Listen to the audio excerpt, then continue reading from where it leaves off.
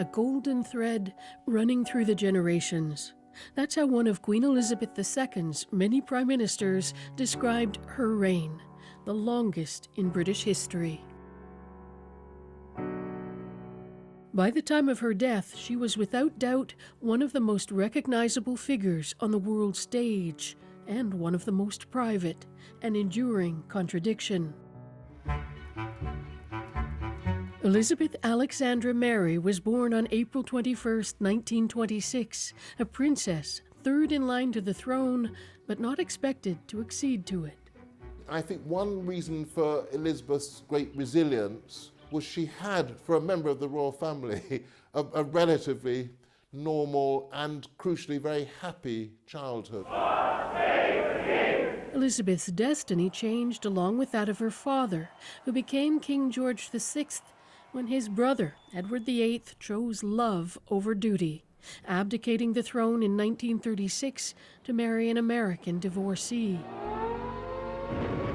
Elizabeth's formative years were spent during the Second World War, just 13 when it began and 18 towards its end. It was also during those years that she set her cap at a young naval cadet named Philip, a member of the Greek royal family who also happened to be her third cousin. Princess Elizabeth, as then she was, fell in love, there's no doubt about it, with a young man who looked like a Viking god. But she was dutiful enough to fall in love only within a selected gene pool. They were married in 1947. Their first two children, Prince Charles and Princess Anne, were soon to follow. Andrew and Edward would come much later. When her father died in 1952, Elizabeth and Philip were on a royal tour in Kenya. She returned home immediately. Elizabeth is led here in solemn procession to be anointed Elizabeth II. A queen and the head of Commonwealth at just 25. Elizabeth placed great importance on the Commonwealth throughout her reign, insisting it bore no resemblance to the empires of the past. The Queen's standard is lowered. But in a blow to the Queen, Barbados removed her as head of state in 2021, citing a desire to break with its colonial past once and for all. Other Caribbean nations pledged to follow suit. She visited Canada more than 20 times, the most significant trip in 1982, when she and then Prime Minister Pierre Elliott Trudeau signed the act that effectively brought the Canadian Constitution home. Many years later, she would meet Trudeau's son Justin with a twinkle in her eye. Thank you, Mr. Prime Minister of Canada, for making me feel so old.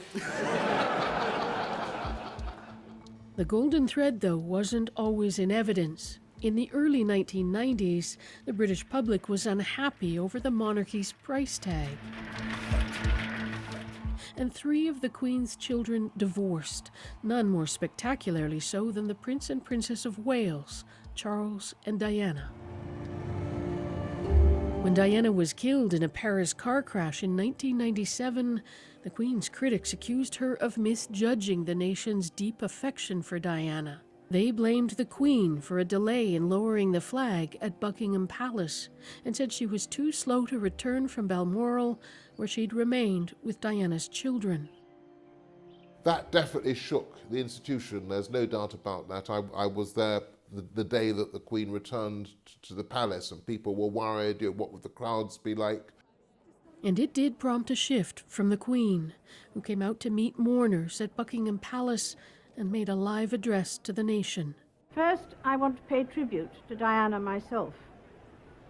She was an exceptional and gifted human being. More sadness would follow for the Queen in 2002, the year of her Golden Jubilee, when she lost both her mother and sister within months of each other. Prince Philip left to fill the void. After that, there was really no one left who could speak to her on terms of equality, except him. No one who could call her Lilibet. With the marriage of the Queen's grandson, Prince William, to Kate Middleton in 2011, the image of a more stable royal family emerged. But the trials of family would return to haunt her. A favored son, Prince Andrew, suspended from royal duties in the wake of sexual abuse allegations in 2019.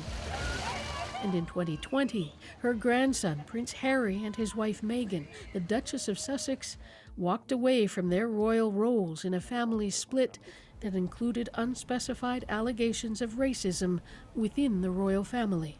I don't think you go on and on and on, as Elizabeth did, by worrying about the headlines. I think she was always absolutely focused on her duty and her service. And duty would soon call again, this time in the form of the global pandemic. In a public address, the Queen summoned Britain's wartime spirit. We will be with our friends again. We will be with our families again.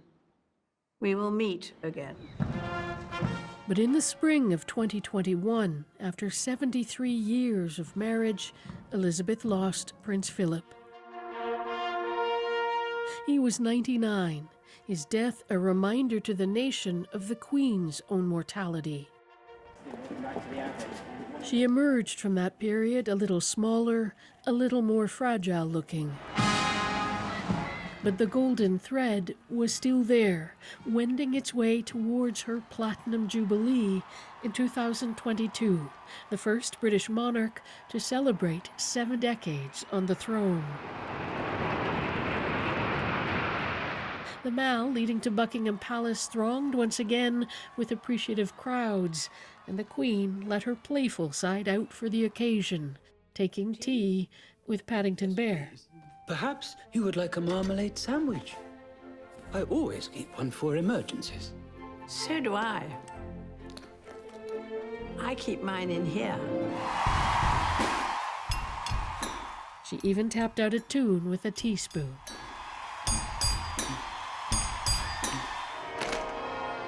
But the Jubilee was also notable for what the Queen did not do, absenting herself from some of the key events. Earlier in the year, Prince Charles read the speech from the throne for his mother for the first time, a foreshadowing of the changing of the guard to come. She was, at the end of her years, more popular than ever.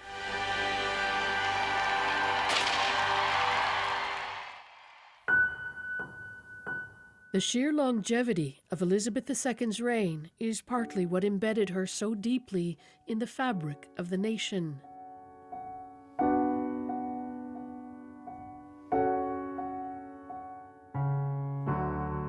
And with her passing, Britain's test will be to understand its sense of identity without her. Margaret Evans, CBC News, London.